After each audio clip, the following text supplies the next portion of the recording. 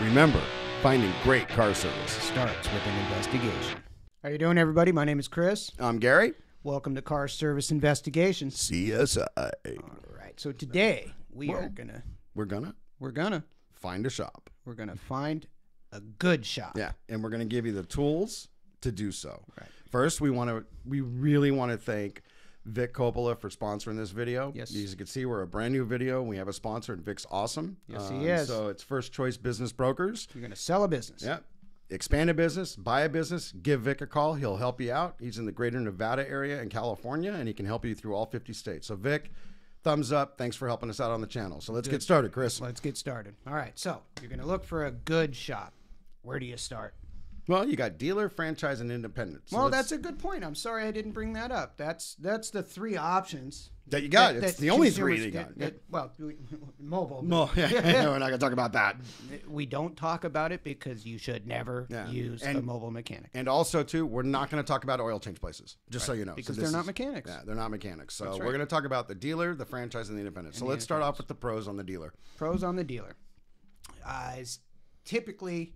Well, let's just do the obvious first. Expertise. Correct. Okay. They know that product line better than anybody. Yeah. Hands down. Most of the time, they have all parts on hand. All parts on hand. They have the proper equipment, the tooling to communicate with the car. Yeah. Education with the staff most of the time. Right. And locations are usually pretty convenient. Yeah, for the most part. For the most part, so. There's usually an auto row somewhere in town that's fairly easy to get to. So, in that aspect of,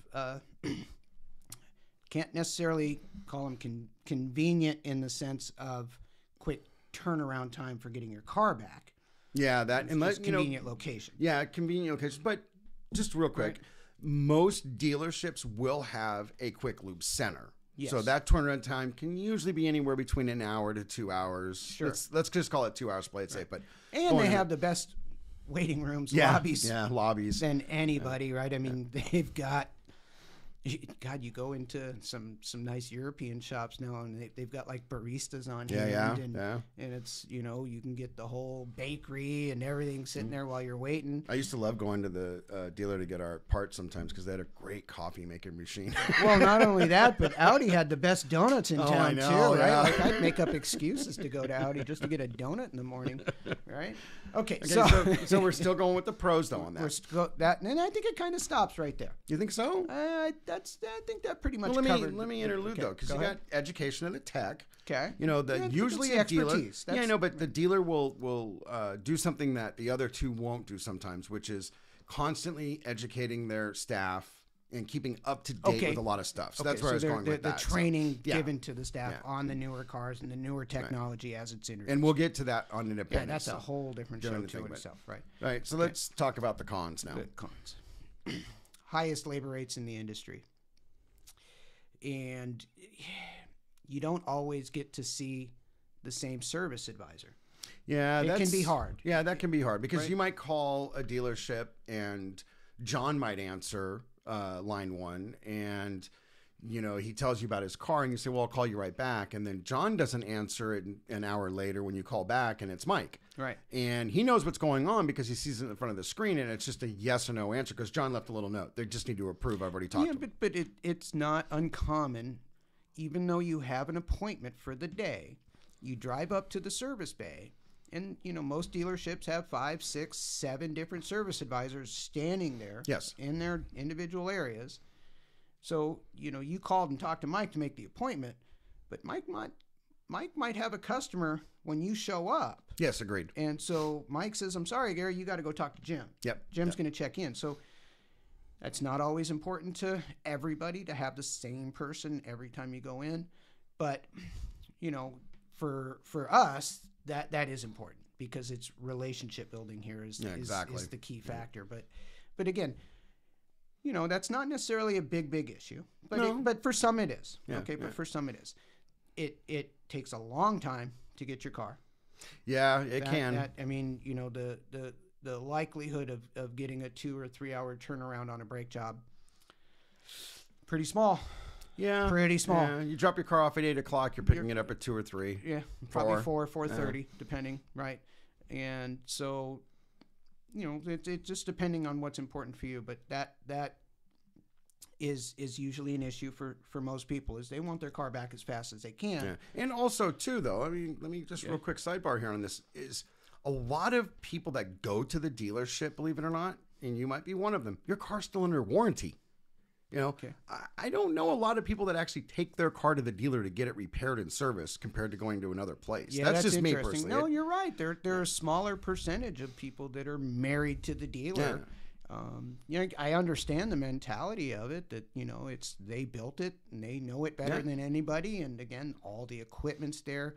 Most of the parts that are needed are on hand.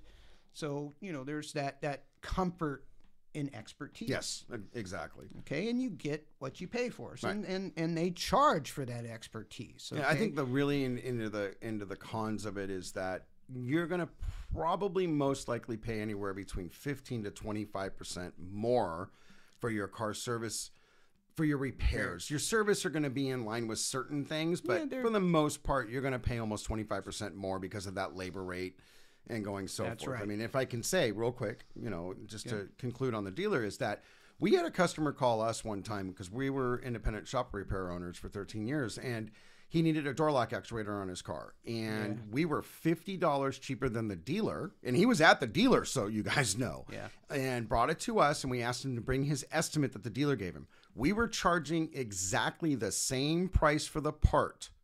And we had to go to the dealer for the part. It wasn't a dealer-only part. Dealer-only part. Our labor rate was $50 cheaper, and that's why that was the difference. Right. And we ended up keeping him as a client for years, which was awesome. So that I just wanted to say that. And let me backstep on a pro with the dealer. It's a pro and a con. They have some of the best inspection paperwork Agreed. in the industry. Agreed. You'll get 2, 3, 4 pages of an inspection form that is really clear to understand. It's green, yellow, and red. Yep. And it's very thorough. It is very thorough. But on the flip side, when you get your invoice after you've paid for your car repair, God help you if you can understand that paperwork. I couldn't understand it half the time. It was so hard. Where's the labor charge versus the parts and what was done? So it's interesting. But the inspection report is an important aspect to deciding where you go. Yeah, and that's in all three entities. So three entities. I think we got the pros and cons of the dealer out, so we can scrub that to the side now. So let's talk about franchises pros. Okay, so for me, I think location's one. I think that's probably the biggest is location and hours of operation. Hours of operation. Most of them are open 7 days a week, up until maybe 6 o'clock at night. And they try very much to make it feel like you're at the dealer. Yeah, I can see that. They have a nicer waiting room, maybe coffee, some donuts right. sometimes. They usually do the pickup drop off, right? They're clean. And they offer that amenity. That's just the office, by the way, in our eyes. In our opinion, I think you can say is that the face of it looks great. Right. It's what's behind the wall that you got to worry about. Once you get inside of it, you don't want to worry. You find out that Oz isn't real, guys. Yeah. You pull the curtain back, right? And it's a short little bald guy. Hi, I'm Chris. Yeah. Right. So it kind of ends there, though, doesn't it? I mean, I know it's kind of weird to have such a short list of pros for franchise. I don't think so. I think because with the franchise, most franchises that are well known have a nationwide warranty. Okay, that's a good pro, and I'm sorry. So thinking about that, and that I'm pretty accurate to say that we know what franchises we're talking about. We don't need to label them, but I think for the majority they have a nationwide warranty. So if you got something done in California, you can probably get it done in Colorado or New York. Really big bonus. It really is. Yeah. So that's an added pro to me. It is. Yeah. It is, and I think. Me personally, I'm certainly biased because we were in the industry and we were independent shop owners, and we have an insight on how these things work. Yeah, because we both manage franchises, by the way. Exactly, and it's the business model. As a manager at a franchise, it was just money. Where were your weekly sales? Why did you not meet your goal? God, I got daily, man. Right? Yeah. I got hammered daily. Why he didn't care about car count. How come you didn't make me my margins today, dude? And it got really hard to keep that job Yeah. because it was, we're service-oriented people. We want to help somebody. It's not about the transaction. It's not about getting that home run $5,000 repair tag. It was the relationship that we're building with you. And so that, for me, is the biggest con to a dealership is that... No, to a franchise. Or, excuse me, to a franchise is that the employees are pushed on the business model, which is just upsell. And...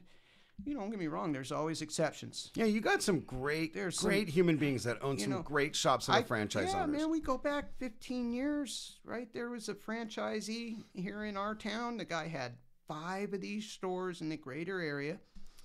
And Brandon was one of the best service advisors I had ever had. Yeah. He worked there for almost 8 years until the guy sold the franchise. Yep.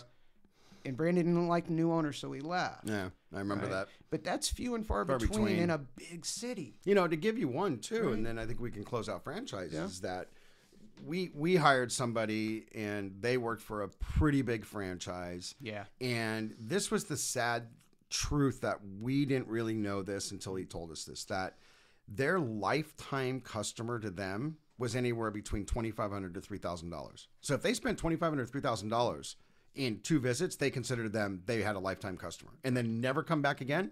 They were golden. Right. That I don't like that business model. I don't care for that business model, and so for me, I feel that's a con. But that's just me. I mean, that's where the bias comes from, is that inside knowledge, right? And that's part of the reason why we're here doing this podcast, is that we want to give this inside knowledge to you guys. Quality of parts too, I think is.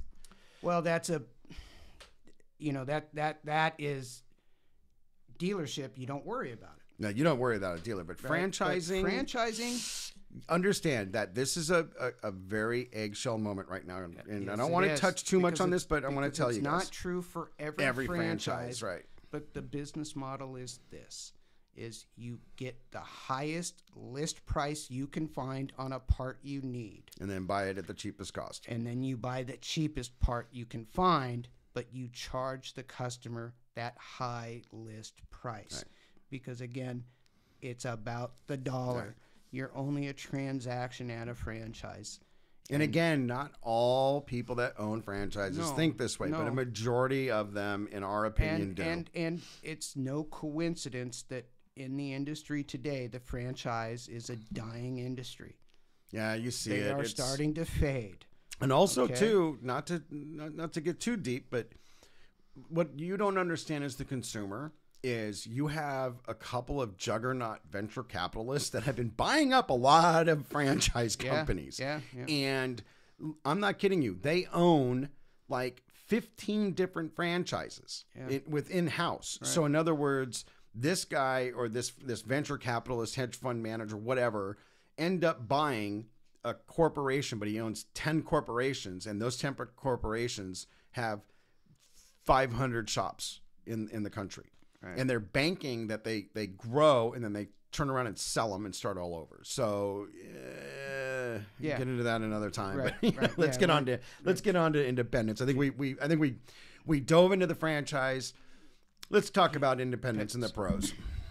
So an independent, I think the biggest pro for an independent is they got skin in the game. Yeah, they want to build a relationship with you. Right, because a lot of independent shops have working owners. Okay, meaning that owner is probably the guy answering the phone. Yeah, and he's probably the same guy in the back fixing your car after he wrote you up and all of that stuff. So it's more important for him to hit that home run in customer service. Yes, and customer care. Right. It's not necessarily getting the high dollar repair ticket. It's taking care of you as a person, getting to know you, getting to know your car, what's important to you and how you drive your car, so that we can keep your costs down. Yeah. And that is the longevity in independent repairers. And trust us, we're trying to keep very unbiased here when it comes down, because we were independent repair shops. That, you want to build a long-term relationship. That's how you're going to save money. Right. And, just a little, boop, real quick. One of our customers did my wedding cake. Okay. Right. Yeah, She was an awesome woman. And she did my wedding cake, and my wedding cake got devoured. Okay. So that's the long-term relationship you build with your clients. Yeah. We got to, they even came to his wedding. I mean, it was incredible to have. Another pro, right, is looking at the warranty status. Their warranties really, in all honesty, probably outbeat anybody's warranty because they get to dictate their value building and their warranties that they do. Right. So most shops, dealers, and franchises are going to give you a 12,000 mile or 12-month warranty, whichever comes first. All three are, that's the industry standard, right? So if you're at a shop and they don't have a 12-12, run. that's a red flag. Yeah, that's a massive, and we'll get to red flags in a minute. But a lot of independents will have a 2-year, 24,000 mile warranty just as value building to set themselves aside from the dealer, from the franchise. Yeah, correct. Right?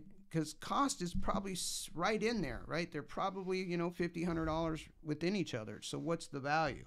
It's that long warranty. In that relationship, the warranty. Right. Most good independent repair shops that we want you to try to find, they're going to have a clean waiting room. They're going to have that coffee service, that water service, that soda service. The Wi-Fi's a given. Delivery. Yeah. That they understand that that's important to you as a consumer, so they start their business with those things in place. And it's because, again, we're a service industry. Yeah. We are here to service you, the public. Right. So you, the public, okay, this is what you deserve when you get your car fixed, when you get your car maintained. Now, I'm not saying that you go and get your oil change and say, hey, excuse me, can I get a ride to work? And you're 5 miles away. I wouldn't do that. I'm sorry. I'm just not going to do that. Right. You can have a seat surprised waiting room. How many times that happens. It was so frustrating. It was aggravating. Yeah. But it is what it is. So I think there is more pros to this is that the techs know more car lines. So think about that. I mean, go into detail with this, Gary, because when you look at a dealer mechanic, okay, they're going to know that brand inside and out. Yeah, they're going to know everything wrong with that car. And so let's say we got a dealer guy at Toyota, okay? Now, you give that Toyota mechanic a brake job on a Honda. Well, he'll do it. It's not a big deal. Not a big deal. Not a big deal at all. But give that Toyota mechanic a check engine light on a BMW. He might suffer. If he can complete it he might suffer. I mean, I agree with you. Okay, Grant, 8 out of 10 guys are going to do it fine. Yeah. It's going to take them longer. Yeah, it might take them a little bit longer, but they might suffer. He's smart enough to get through it and go through it. But an independent mechanic is going to know the Beamer, the Volvo, the Toyota, the Honda. All of these different lines, right? And so, as a mechanic, in my opinion, the independent guy's better than the dealer guy. Yes, I agree. Because 20 years at the dealer, the guy's got hoist blinders on. And yeah. all he saw was Lexus. Yeah. Well, we had a thing when we owned our shop. We'd get dealer guys that would come and ask for a job. And we would look at them. We would interview them. We would ask them questions and everything. And the hardest thing for me as one of them, because I was a master mechanic, was looking at this person that was so limited. They were great for that one line that they worked for. However, they stumbled when it came to the German cars and the other lines. And we would hire them sometimes because their aptitude was awesome and they had great personalities and everything. But in all honesty, they ended up going back to the dealer after 6 months. And it wasn't because of us. It was just because it was too hard for them to learn the repetition of how to work on another line. Different lines. And that's the one thing that a great automotive mechanic has is the repetition. Right. We know for a fact that this happens on this car a lot. And that's how we know that's the problem. Right. We verify it, but we know that's the problem. We just need to verify it. So let's talk about the cons of an independent repair shop. Well, there's always exceptions to the rule. Mm-hmm. Okay, so you can have an independent repair shop and the shop is a pigsty. Filthy. Right, like it's just gross. Like you don't even want to walk by it because you feel like the air coming off the shop is going to infect you. Okay, so sometimes you get an independent shop where it's just a grumpy old guy. Yeah, right. But great mechanics, great mechanic, but his personality is awful. He doesn't have interpersonality skills. He doesn't talk to people well, or he's not a nice man. He can fix cars, but at that. That's a con. We've known people like this, by the way, where people have told the owner of the business, "You're not allowed to talk to people anymore." Right, and then think about that. You own the business, you can't talk to somebody. It's like because you're a jerk, man, and this is like big time red flags Yeah. for me where, oh, but the shop's awesome. I get it, but, And on these lower end independents, how many times did you get a phone call or I took a phone call? Well, my mechanic doesn't do diagnostics. He can't diagnose a check engine. my mechanic doesn't do oil changes. Just, right. Okay. So, if you're at a place that's not capable to do everything, then that's a red flag. Yeah. But, That's a red flag. and if you have a mechanic that specializes in only, let's just say, brakes and suspension, tires and alignments, hey, great, awesome. Nothing wrong with that There's at all. nothing wrong with that. No. And you have another mechanic that does everything else for you, that's awesome. But let that other mechanic know. I Yeah. think that's the most truthful thing you can tell to a just shop. being It's honest, like, hey, you know what? My brakes, my tires, and my alignment stuff, and all my suspension stuff, I take this over to this guy. Yeah. I've been doing business with him for 10 years, but all my other repairs and everything else you guys get. And I promise you'll get respect Yep. from the owner or the service advisor that hears that statement, because we want a relationship. Yeah. We want the trust that you have in that brake suspension guy. And if you have that trust in somebody, I don't want to step on that. Yeah, neither do I. I don't want to step on that. Yeah. And I know that there's enough to share, Yeah. right? And then, looking at the one big con for me with independence is location. I think that's the hardest thing because it's expensive to get a shop started. Exactly. And location. Location. And this is, where labor rates get involved, right? Is, you're on the main thoroughfare of a street. Spend more money in rent, guys. The rent's going to be more, so the labor rate's more. And a guy might be 2 or 3 miles off the beaten path because he found a really nice facility at a much, much better price. Well, maybe in the long run, it's worthwhile to take that extra mileage to save the little bit of money because he's got the benefit of a lower rent. And also, too, when you get into independent repair shops, like with us, it was just me and him. He kept his job for a year while I started getting the business rolling. And then the second year he came on board. And before you knew it, we had 3 employees, 4 employees, 5 employees, 6 employees. We grew real quick. And so when you get into the pros and cons of all three, I say this, please, follow your gut. Right. You are the best judge of character when you look at that. So I think we wrap the three entities up. So now let's just say you've decided you're going to pick a dealer, franchise, or independent. And how do you find them? Yeah, what's the next step after that? Yeah, right? that's the review sites, in my opinion. Agreed. I really feel like that's gotten... There's still good value in a review site. 10 years ago, wow, you really didn't live without a review site. Oh, yeah. Didn't matter where you were going, cup of coffee, anything. mechanic, donut. You went to a review site. Yelp, and, Google, and all of them, etc. But right now, those have died down. They're not... they're not as relevant as they were 10 years ago. Exactly. But they still do have a good purpose. Yeah, they hold their merit. They do. So, you want to start at a review site and you're going to pick 3 or 4, 5 shops off that review site page that are minimum 4 stars and up. Okay. Anything less than 4 stars, you're probably going to have a bad experience at one point or another. They're not consistent at what they do. And read the reviews. The one thing that we've always expressed in looking at review sites is, and this is real quick, read the good and the bad. Find out what the bad is, and whoever did a bad review, go to see what they reviewed also. Right. I mean, we had a client that reviewed a freaking Burger King. Yeah. Who reviews a fast food restaurant, man? Come on.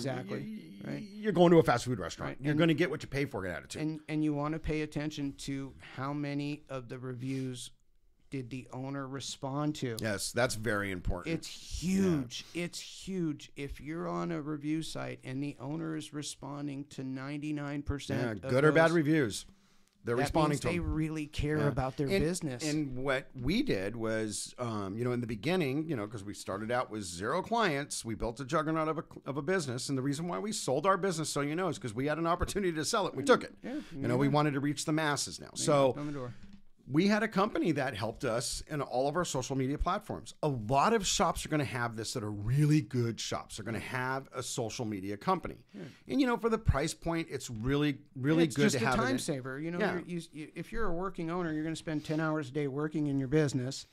The business... end of the day, 5 o'clock, well, you still got to do your books. Yeah. And you don't want to sit down and have to respond to all these reviews. But what we did differently is this social media company that we hired, we actually told them, no, you will not post any responded reviews back to our review sites without our approval first. Right. And so we would rewrite them. And right? yeah, we would have to rewrite them sometimes because we wanted to be engaged with the client. That was very, very important. Right. So, so you start with some review sites, 4 stars and up.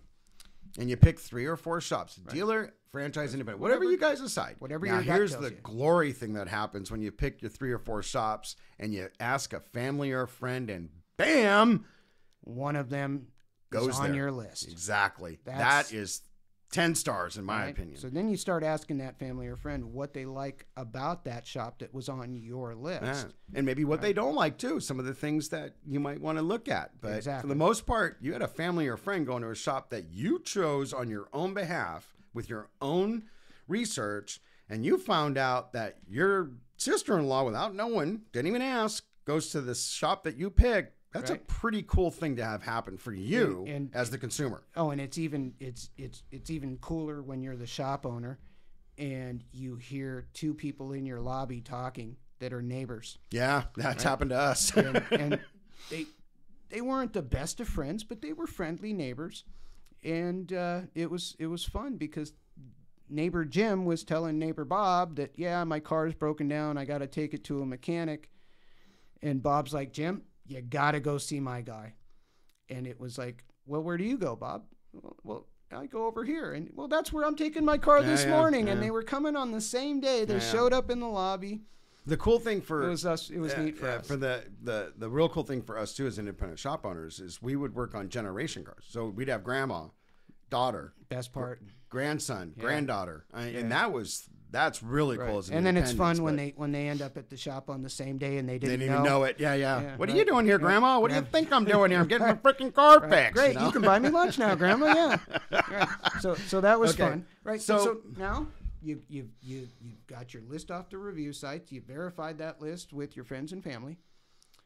You're gonna have some questions to ask, I think. Right? Now this is where we get into the nitty gritty and the brass tacks of what this show is really about and looking at how to find a shop. So we're going to tell you this and you're going to get a little uncomfortable, but you need to interview the shop. That's right. You need to ask questions to the shop. Right. You need to see the shop. Right. Now, we always say this. Start off with an oil change. But first, we're going to talk a little bit here. You're the phone person. You're going to call the shop first. So, Chris, what are the things on the phone that you're going to ask this shop over the phone? You're not going there yet. You're just you're calling them. Well, what you're going to want to do is first, how long have you been in business? Okay. I think that's important. Right. What is your warranty? That's very important. That's really important. How many of your mechanics are ASC certified? Yeah, and ASC certifications, this is a thing that came out in about 1972-ish, and this was to show the competence of a mechanic. It was to get the incompetence out. So basically the ones that were not supposed to be auto mechanics. So that should help the public and the shop owner go, okay, they have an aptitude for this industry. And so that was what ASCs were about, and they're still around to this day. It's similar to the AAA sign you see hanging in front of a shop. Yeah. You'll see an ASC sign, which just told the consumer, our mechanics are qualified. Yeah, and they're certified. So, okay, certified. so keep going. I'm sorry, I didn't mean to interrupt No, there. no. All right, so you got qualified mechanics. We know about a warranty process.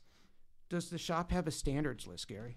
Yeah, now this is very important, ladies and gentlemen, because the standards list is this, and we had this instituted in our company. And the reason why you have a standards list is this, is so when I'm talking to you, and I get off the phone with you, and then you come for the appointment, okay, to talk to Chris, Chris is telling you the same thing I'm telling you. That's right. It's just we're on the same page. And it's just saying that this is what the conversation is going to be about. Okay, so we would always say this, that your fluid should be every 3 years or 30,000 or 36,000 miles, just depending on your driving habits. Okay. Your tires were about every 6 years, depending on tire depth and age of the tire. Age of the tire, yeah. Your brakes were, we started talking about brakes around 2 to 4 millimeters. Right. And so you get the point. This is so way the whole shop is got on the same together, page, right? And they created a list of pretty much bumper to bumper on the car, and the shop came to a consensus, like he said, that at 50,000 miles, your shocks should be replaced, or we should have a conversation about that. Your struts around 75,000 miles. Right. These are, again, conversation starters. So that, like he said, that when you talk, didn't matter who you spoke to at the shop, you got consistent information. Exactly. Right? And it seems kind of silly, right? But if you think important. about it, it's real important. If without a standards list, you know, Jim's going to sell brakes at 4 millimeter, and Gary's going to wait until 3 millimeter, Right. and Tom's over here selling brakes at 5 millimeter. Right. And that's what you don't want. You And want don't. that Consistency. Yeah, consistency. And then again, that comes into that relationship building of asking these questions. So That's right. I think the next important question is what kind of vehicle inspection report do I get? Oh, God, yeah. This is important, okay? And this is going to be a topic we're going to talk about in a later episode, Right, which we'll is dive deep into the inspection. handwritten inspections compared to digital vehicle inspections. They are two different things, Yes, ladies they and are. gentlemen. Right. They truly are. Right. But the question at hand is, when you guys do an inspection, do I get a report or do I just get it in writing on the sheet that you hand me back Right. when I get billed and, out? And do you look at 10 items? Do you look at 20 Yeah. items? Do you look at 30 items? I mean, What do you guys look at when how you long look at do my car? you take to inspect a car, and what does that inspection consist of? That way you know what's getting looked at. Yeah, exactly. Right? You want a good consensus on the condition of your car. Right? This is why we don't like the Quick Lube facility, because they don't inspect a car. Yeah, they just give you the flavor. We just Yeah. leave it at that. Yeah. They're not mechanics, right? But Okay, so in that phone interview process, you've now determined, okay, I like what I see, Right, and they I were- like what I hear. right, they were nice on On the the phone, they were knowledgeable. knowledgeable. They took time to answer all questions. Yeah, their warranties were in place for your value that you Right. want. ASC certified mechanics on staff, and not all of them have to be ASC certified. Just That's so a you know. good point. That's a good You don't point. have to have 5 guys that are or girls that are ASC certified. Right, You can 'cause- have 'cause, 1 or 2 or 3. Yeah, and a lot of shops, dealers, franchise independents, will typically have 1 or 2 guys that have 1, maybe 2 ASC 3, certs, 4, yeah. and they're the ones that are changing oil and Doing the brakes and the light tires, maintenance, things yeah. like that. They ASC too is, so you know, they've really expanded off, where before you had 8 certifications to be master certified. Now you got certifications for parts, you got Yeah. certifications for Service maintenance, advisor, service maintenance, yeah. So Yeah. there's other variables that ASC comes into effect for the needs of your car. So like Chris and I, we would not give our master mechanic An oil change. and a 15K service. There's no reason to, unless he had nothing to do when we were really busy. Right. So I think we really dug down on the phone. Now let's talk about, you did all this and you go into the shop and you walk in the door. Uh-oh, red flags. We're in trouble. Yeah. The shop is thrashed. It stinks. There's garbage everywhere. And the guy Pile of behind parts in the corner. The guy behind the desk does not look healthy, ladies and gentlemen. Nope. Yeah, that's a giant red flag. Big That's a red giant flag. red flag. So what do? Do you stop and you punt? I mean, they got 4.5 stars. They got 260 reviews. The guy was great over the phone, knowledgeable, great warranties, ASC certifications, but you got to walk over a engine to get into the office. Me personally, I'm walking away. Really? I'm walking away regardless of the reviews, all of that. Why is that though? Why are you not going to give him one shot for just an oil change? Because if the lobby looks that bad, what's my car going to look And like? how does he have 4.5 star reviews though? That's what I don't get. Yeah. Where's the? I mean, this No, is you're the right. biggest. This is a great little. You just threw a clog in a wrench, Yeah, man. yeah. Like, I mean, we know of a shop like this. The place is a disaster. Awesome But- place though. But I would never, ever have an engine rebuilt any other place, Yeah. right? And so there's always exceptions to the rule, but traditionally, you don't have a good shop that is dirty. It's usually some type of nightmare. Yeah, and that's the one thing I So- think that's the great Right. point that you just made is Yeah. that when we look at bigger cities, that have so much for you to, it's there. Just you more got- choices, Yeah, just more a lot options. more choices out there.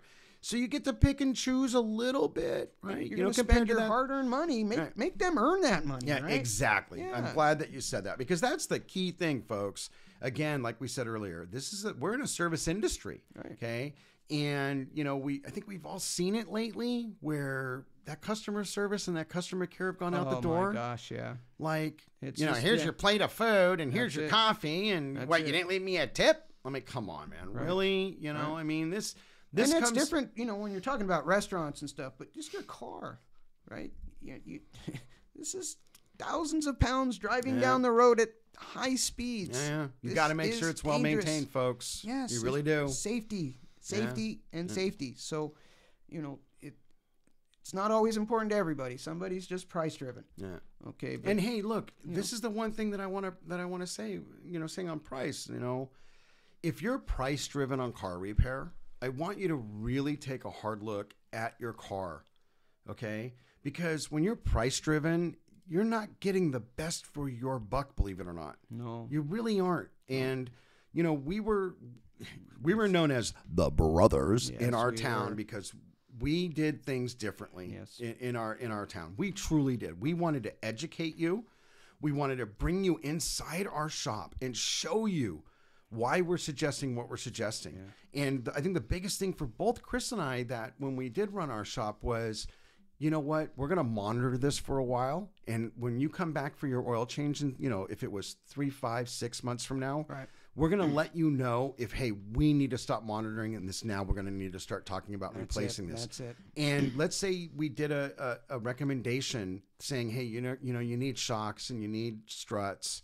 You need tires coming soon, but it's late spring. We're going to do this stuff before fall hits. You're safe. It's no problem right now. Staggered out. Yeah. Shocks first, struts, tires, right. Right. And this was appreciated by clients. The one thing that I think I want to express, Chris, as we wrap up, is the one thing that independent shop owners, and it's not to bag on dealer and franchises, it's not. No. But independent repair shop owners, like Chris said, they have skin in the game. Yeah. They don't want to be at the Little League game. They don't want to be at the grocery store, the movies, the restaurant.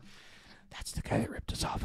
Exactly. They want more than anything to say, hey, how are you doing? Hey, can I bring in the wife's car tomorrow morning? Do you have time? You know what? I'll fit you in. Don't worry about it. Yep. And they make that happen for you.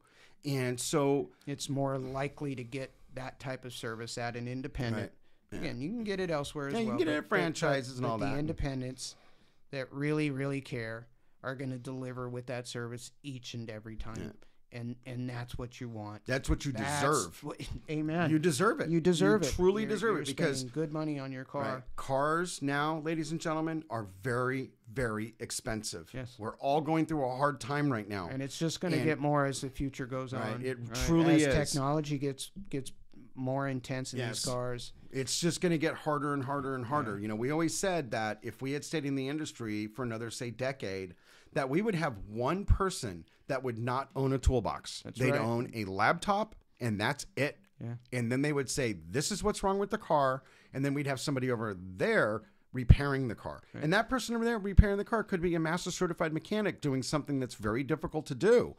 But that one person didn't own a toolbox. Right. All they did was software diagnostics. Because we're coming into a world where most cars, even your baseline car, is going to have 5 separate computers. Yeah, it's crazy on what's coming into the automotive industry. It's going to get nuts. But so again, go with your gut, guys. Go with your guts. Do some research. Yeah. Research is key. And interviewing a shop, do not be shy about it. Don't be embarrassed about it. Don't be. And, hey, you might get lucky and someone go, oh, God, you watched CSI, didn't you? And if you know that happened, then you might be in the wrong location or you might be in the right location. Who knows? But I promise you that the service advisor you speak to is going to enjoy these questions. Yes. A good one will enjoy it. Because it's a challenge, right? I have to sell myself to you, right? It's not about price. Any service advisor that just focuses on price only sees you as a transaction. Yeah, just a transaction. Right? And you know what? The one thing before we conclude, and I want to touch bases just a couple minutes before we conclude, is we didn't talk about this, which is really weird that we jumped over it because we talked about it in pre-production, was, a good way to find a shop is go talk to a parts house. Oh, my God. I'm surprised we totally forgot about that. Yes, so, these guys are the ones selling the parts to the shops. Yeah. And these guys are going to tell you, you really don't want to go there because they keep sending me the parts back. Right. That means they misdiagnosed it. Who are the really good shops in town. The really, really good ones. Right. And don't be fooled. Dealers buy parts aftermarket. It's rare, but they do it. No, because every dealer has a used car lot. Right? Yeah. And so when a dealer has a used car for sale, they don't go to the other dealer for Yeah, the yeah, parts. They're yeah. calling Napa. Yeah, or O'Reilly's Right? or whoever. O'Reilly's. Yeah, yeah. And my time at Napa Auto Parts, I can tell you this consistently. Whenever dealers called, the only thing they cared about Was cheap. give me the cheapest part you got Yep. for this car. I don't care about quality. Just give me the cheapest Just part. want to get you it back got. on the lot. So, great point, Gary. Yeah. Great point. And a lot of these websites associated to the parts store will have a shop locator. Yeah, Punch that's in a it. zip That's code. it. Yeah, and you can find a shop. Right. And most of these shop locators through these auto parts stores, they only pick shops that are ASC certified. Right. That have the tools Yeah, that you need. yeah. And this is such an open topic for us in the automotive world. So, I think overall, I think it's a great episode. Yeah, I think so. this really hit it home. Right. Let us know what you guys Please think. leave a comment. Share it, because sharing it helps, guys. It really does. Right. And if you have a question about your car or an idea for a topic of a show that you want us to leave do, a comment in the boxes. because this is all automotive, right? That's the beauty of car service investigation, is that we can talk about anything. Yeah. Anything. And so, Why am I missing my ashtray? Story for another time. oh my God, right? Story for another time. That was a great call. We'll talk about that Right. one later. But hey, again, subscribe, leave a comment. Tickle the bell. Yep. And share the video like crazy, please, guys, because it's going to help grow the channel. And That's then it. we also have another thing coming up that's going to be exciting. It's called Inside the Shop, Right. which is us as shop owners discussing to you guys what we saw when you did call us to find a shop. Right. What we did to bring you into the shop, because We're we gonna didn't give sell you the parts. We didn't sell you the labor. We sold ourselves. Yes. We wanted to show you We're the going to show value you the flip side Yeah. of what a shop owner goes through to get a client to get a client, and how important it was to keep you. and be brutally honest, how difficult it can be to interact. It's Yeah. a service industry. It's not all roses, baby. Oh, no. It's not. No, But, it's not. again, thank you for your time, Yeah. guys. Have a great week. We'll see you on Friday. I think we'll see him on Friday, right? I hope so. God, I hope so too. right? You never know. But hey, if we win the lottery, we'll let you know. there you Probably go. not. So we'll see you on Friday, guys. Stay safe.